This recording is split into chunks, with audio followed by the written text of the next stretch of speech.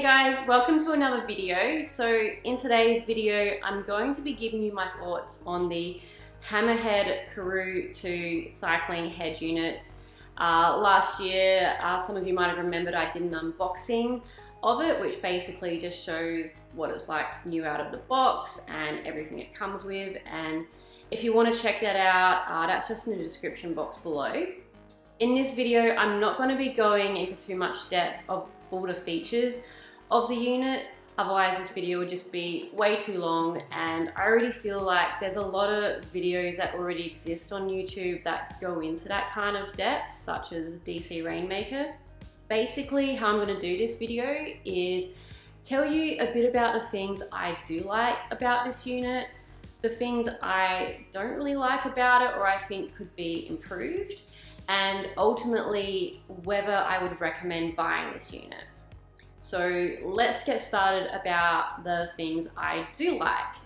So the Karoo 2 uses an Android operating system, and unlike other devices such as the Garmin or the Wahoo, you don't need an app to operate this head unit.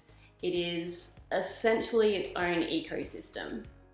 It's incredibly powerful. It has 32 gigabytes of RAM and 32 gigabytes storage, so heaps of room for things like maps. The interface is really easy to use, and I found there is no lag when using the touchscreen, so it feels like you're using a smartphone. The screen is pretty amazing. It's definitely the best screen that I've seen on any cycling head unit. It is a touchscreen, which I've never been keen with other devices like the Garmin, because it's deemed pretty useless when it rains or if you're wearing winter gloves. But what I really like about the Karoo 2 is that it also has buttons, and you can simply lock the touchscreen and only use the buttons if it's raining or if you're wearing gloves or for whatever reason. Another great feature on the Karoo 2 is the mapping and navigation. Based on my experience using the mapping function on both the Garmin and the Wahoo, I think the Karoo comes out a winner in this regard. Obviously the screen makes it really easy to navigate.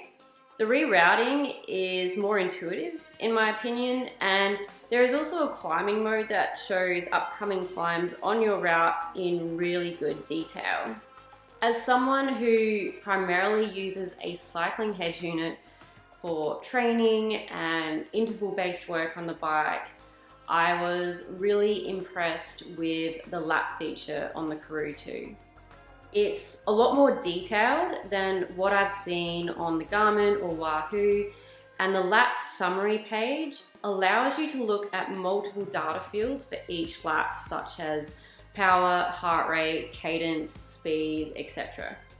The Karoo 2 also uses a USB-C charging port, which I'm really a fan of. It also has a slot for its own SIM card, which is pretty useless at the moment if you're like me and you live in Australia, but I think this has heaps of potential and I can't wait to see them develop this feature further. Alright, so now onto the things that I wasn't really a fan of, and some of these things are really small and they may not even bother you, but they are things I wanted to mention. So for starters, the data font is just not appealing. The font is really thin and in my opinion just not great to look at, especially if I can compare it to the Garmin or the Wahoo. And I think with a device like this with such an amazing screen, they could really come up with something a bit better. Another thing I wasn't really a fan of is the buttons on the unit. They're not great and sometimes not very responsive. You have to press them pretty hard, which isn't ideal if you're using the Garmin mount adapter, as I find it twists the unit from the mount when you do this.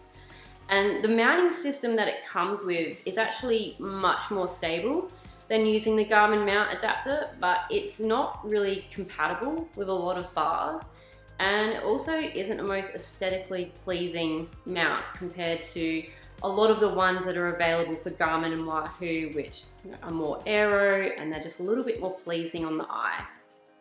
As I mentioned earlier, the Karoo 2 uses a USB-C charging port, which I'm actually a really big fan of. And it also comes with 2 little port covers that you can just put on there just in case it's raining or whatever. Unfortunately, they're pretty flimsy and cheap in my opinion. And I actually lost one on my first ride using it, which isn't really ideal. I think a cover that is either attached to the unit or something more sturdy would be good here. So finally, the last thing that I wasn't really a fan of was the low battery life. I think the most I got out of it was around 9 to 10 hours on one charge. And in comparison to other units I've used, such as the Garmin or the Wahoo, can typically get up to 15 hours, sometimes more, depending on what device you're using. With the Karoo 2, I was finding I'd have to charge it every 1 to 2 rides, whereas with my Garmin Edge 530, for example, I could get away with charging it maybe once a week. I think the lower battery life is to be expected with a unit like this because it is quite powerful and does require more juice. And if you think about it, the screen is equivalent to like using a smartphone screen. And we're typically charging our smartphones once or twice a day because to have that kind of interface does use a lot of power. So if that isn't an issue for you and you're happy to charge it after every 1 or 2 rides, so you can have that amazing touchscreen, and maybe it's something that is justified. So that's what I like and don't like about the Hammerhead Karoo 2. Would I recommend buying this product?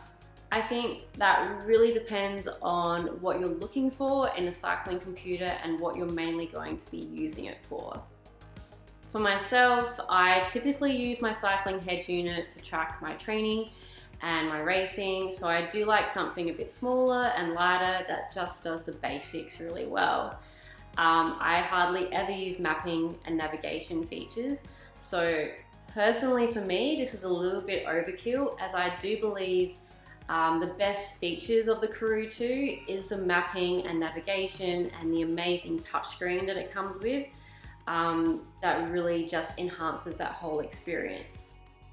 If you're someone who uses maps a lot and you like the idea of a screen that responds like a smartphone, I would definitely recommend this product. One of the positives about the Karoo 2 that I have found over the past year is that they are constantly updating it and making it better.